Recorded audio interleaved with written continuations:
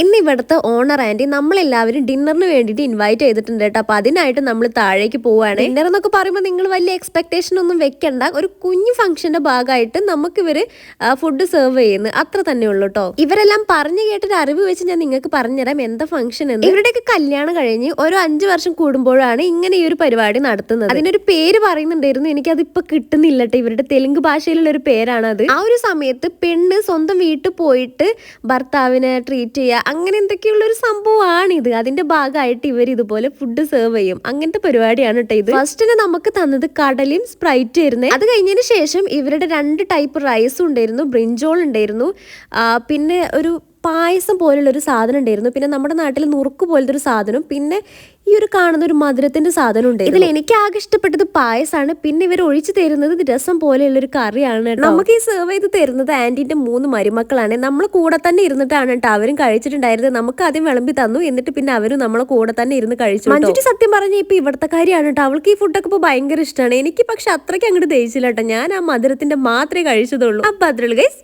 By.